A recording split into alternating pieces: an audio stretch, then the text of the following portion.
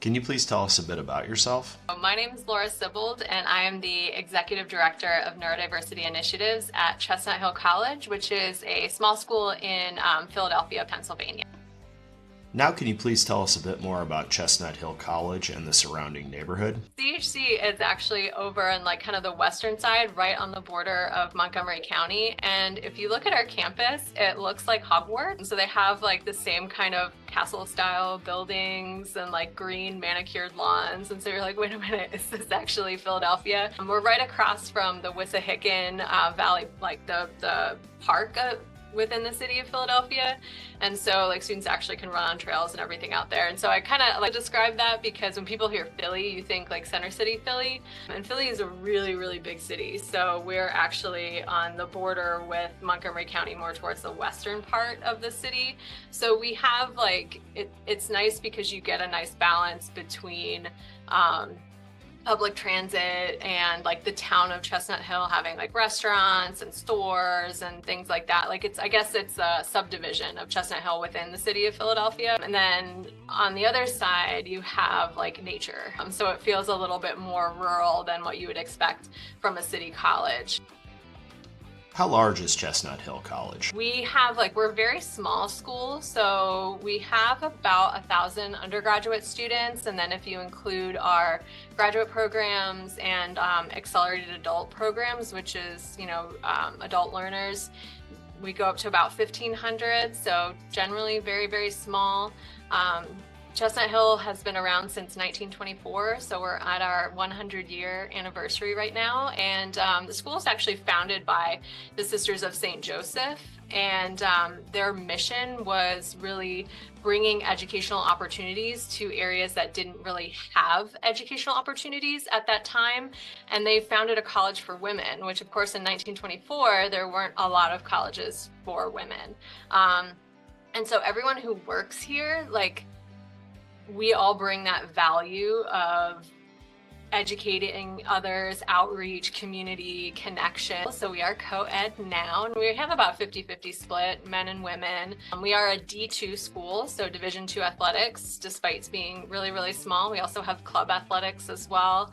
And we have a bunch of different clubs and other things on campus. And actually, we had our leadership awards just recently, and our NeuroSpicy Network, which is our disability club, won for Outstanding Program of the Year this year. So that's really, really exciting. How many students are in the neurodiversity program at Chestnut Hill? I think that's a really interesting question, because if you look just generally at the population, you're looking at 15 to 20% of people are neurodivergent. And I think when I say, we're really promoting neuro-inclusion, you look at that on two sides. One is, of course, the neurodiversity program and activities that we do surrounding that.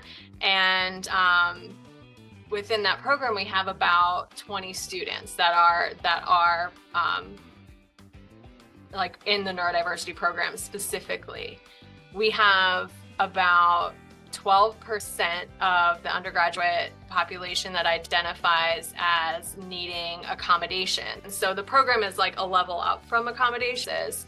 And in fact, spring of last year, one of the best attended events on campus was our day in the life of a neurodivergent person panel. And we put together a student, graduate faculty, doctoral faculty, undergrad faculty, and staff, all coming together to talk about their experiences of what it means to be neurodivergent within this community. What are some of the foundational principles for the neurodiversity program? So my job is to empower the students to make decisions and to own their own lives, so that when they leave college, they're prepared to be active within the community. And I don't just mean active as in they can get a job. Yes, that is part of it.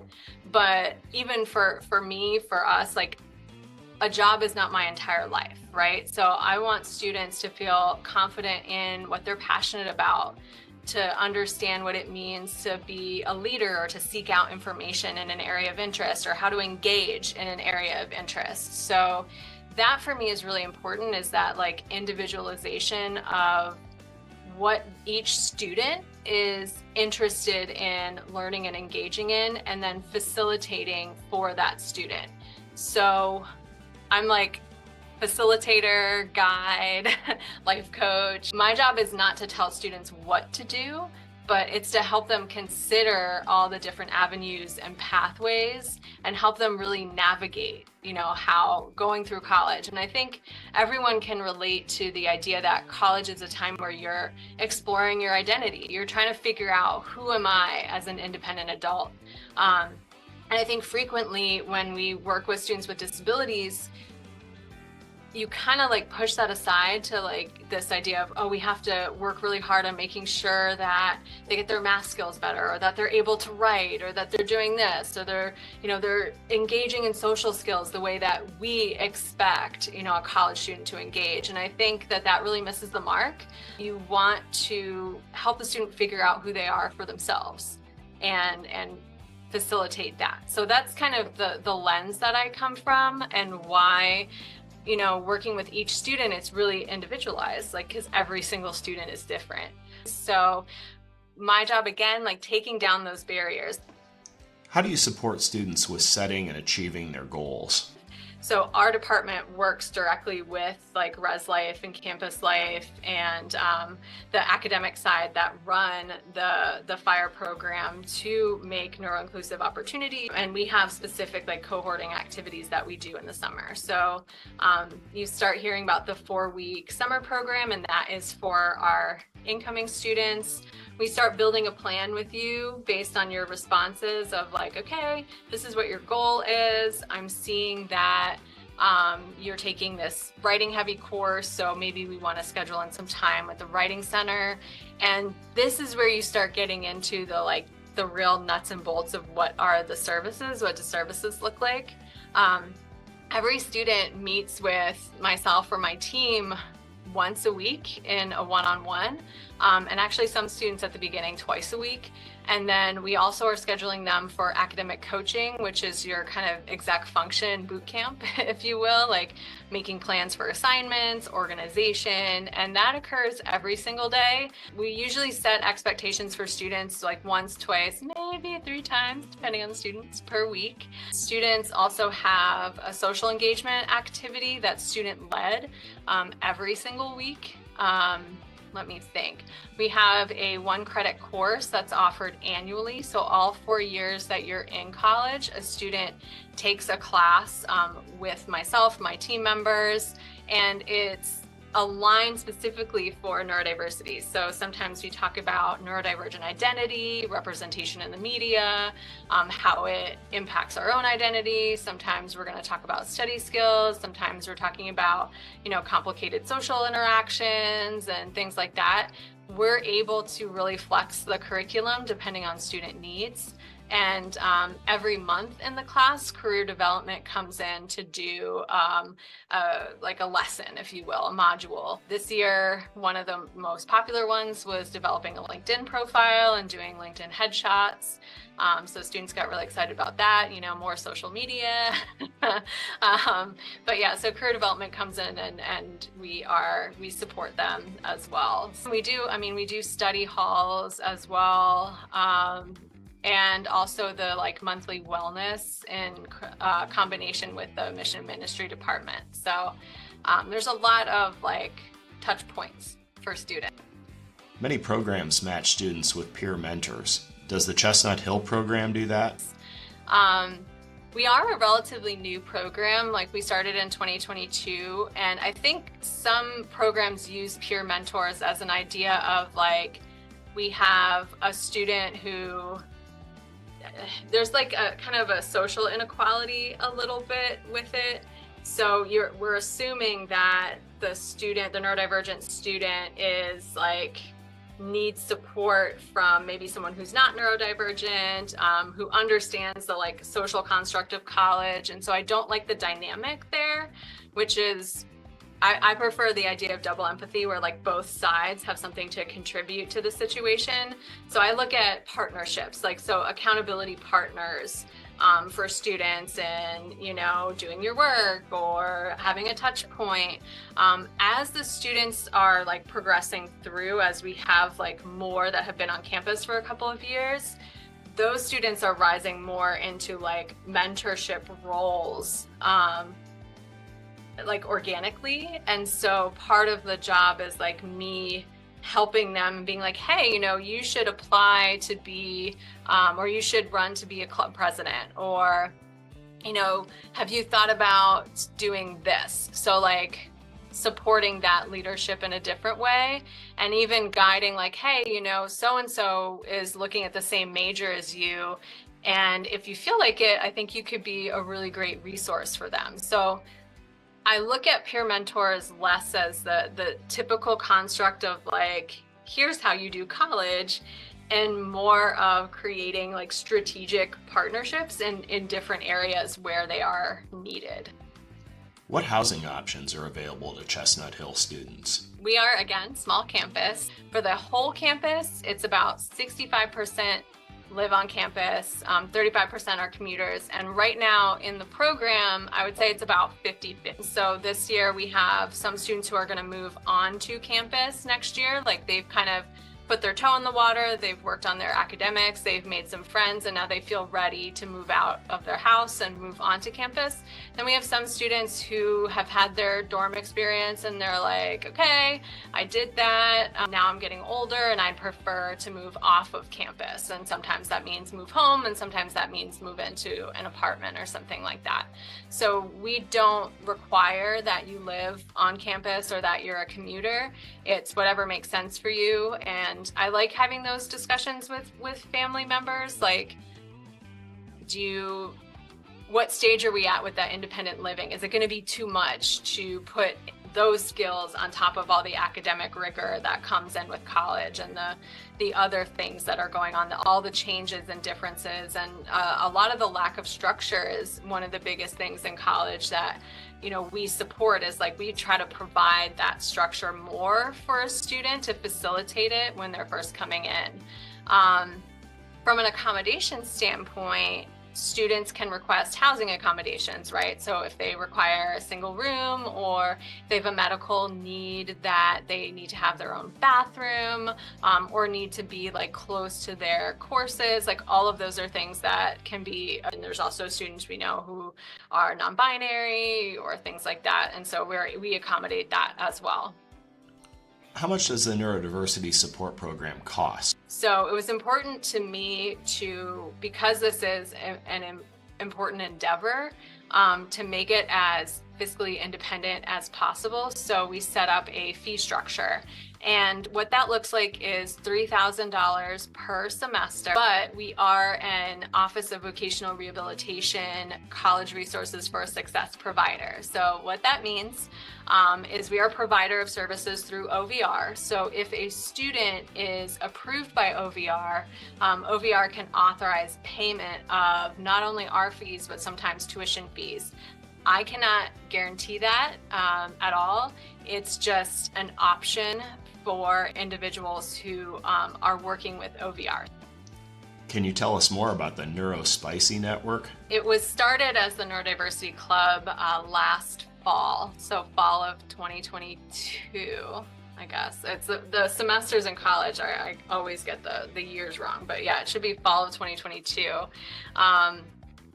And it started very, very small, and this year it's really, really blossomed under the executive board's leadership. So we have students who are in the program, as well as allies, are part of the club and are part of the e-board. And so they're the ones that are doing event planning. They started their own social media account, and so they're running a social media account. They look at like what people are interested in doing on a weekly basis, and they plan that out. We're delving into the world of requesting funds through the budget process, which has been an interesting endeavor, but something that's always good for students to learn. It teaches a lot of different skills. And so this year they wanted to move away from the word club, because they felt like a club was really like it was only referring to individuals, and that they felt like it was an exclusive thing. And so they decided to move into the idea of a network because a network can encompass spaces as well as people. And it was more inclusive and not like implying that people who are outside of the club are outside, which I thought like that's a really cool way of looking at it and of thinking about it. So they've become really active on campus. Like I said, they won the award for Outstanding Program of the Year this year with all the work that they're doing. And yeah, I'm so proud of them. And this year I also created work study positions that are within the program. So we're able to like support the club through work study positions as well. Like they're separate roles, but they the work study students can support the club students as well. And that's important for me because it means, again, the students have ownership of the program and they get paid. They get paid work experience, which is really great. So I encourage people to like also explore, you know, developing work study components or student intern components so they can get job experience. How do you communicate with parents? Yeah, everyone's favorite topic, parents. And, you know, it's tough because, again, I come from a K-12 background, so I know the level of involvement and what the law says in K-12 versus what the law says at college and within an employment environment. And the way I look at it is that, you know, it's really a disservice to students when they're so used to other people advocating for them that they really, really struggle in college to start that advocacy process. So I do like to connect with parents prior to when the student is on campus and start talking about what communication should look like between parent and student. What are the expectations regarding access to the online learning systems like Canvas or Blackboard? You know, a lot of times parents are used to being able to just see grades, and that is no longer the case in college. And I think it's also important to think about when, you know, we were in college or when parents were in college, like how many of us skipped a class? Hello. Like how many of us did poorly or even failed an exam? That's an experience that so many of us have had. And so it's important to allow those kinds of experiences for students, whether they're students with or without disabilities. And I think sometimes we get so focused on protecting students and making sure that they're successful, which of course we always want students to succeed, but we learn so much from our mistakes. And I think it is important to have like a conversation like this and a thought process of like, what do I really need to know? What is something that's like really, really important? Do I need to know that you were late to class? Or is it more that I need to know if you failed like 2 exams and then we need to have a conversation? So those kinds of things are expectations that I think parents and their kids really need to establish. Like that's none of my business. Like what families determine is the threshold for knowledge both ways. And I find that helps in when a student comes to campus. I am not the person that is providing information. Like it is the student that provides information to the parent. Because again, my job is to empower them. That's not to say like if I get an email from a parent, I'll respond, but I generally will not give a lot of specific information. I think that that's really, really important is that we make sure that when we talk about equity practices and equality for people with disabilities, that we don't over focus on this idea of protection, and that we're actually allowing for experiences where students can learn. And if we're constantly involving family members into things, then a student is never going to learn to rely on their own decision-making abilities. And that is really, really important to me. Any student success stories you'd like to highlight? I think it's important to note that every student is successful in their own way. And a lot of times we define success as, they have this GPA, or they got this internship, or they have this many leadership opportunities. And I love all of those things. But I think it's also important to honor and recognize the students that really studied hard for the C, and they maybe never had to work that hard to get a grade before. Maybe their experience in high school was much more that if they turned it in, they would get like a pretty solid grade, and they weren't ever in a position where they had to really work. And so I think success can look like that. Success can be the student who is now doing his laundry every week. I think that's pretty exciting. The student who has made connections on campus and has decided that, hey, I'm gonna be doing this podcast, and hey, do you guys want to do this with me? Those are all different kinds of successes that they're like a smaller scale, but I think that they're really, really important. Or the student that feels comfortable saying like, hey, I am gonna live on campus this year. Like, I feel strong enough, even when other people are saying like, oh, maybe you shouldn't. Maybe you wanna stay at home because it's safer. Honoring the fact that they're pushing themselves outside of comfort zone. I think all of those are successes. With some of my students, specifically this year, one student I'm really, really proud of. She actually got a summer internship that's fully funded at Vanderbilt. So it was a STEM internship. She's getting to work with another chemistry professor there in her area of interest, which is forensic chemistry. I'm really, really proud of her. When a couple of years ago, she wasn't living on campus because she didn't feel comfortable being away from home. Another one of my students, she's going to be a senior. She's an early education and special education major, and she's doing wonderful, wonderful advocate, and also went with me to the Philadelphia Disability Summit, which was sponsored by the government of the city of Philadelphia. And she was a panel speaker at that event, sharing with the movers and shakers of the city what it means to be a student with a disability and how important it is to advocate for yourself. Big thanks to Laura Sibbald and Chestnut Hill College. Please subscribe to Inclusive Academia.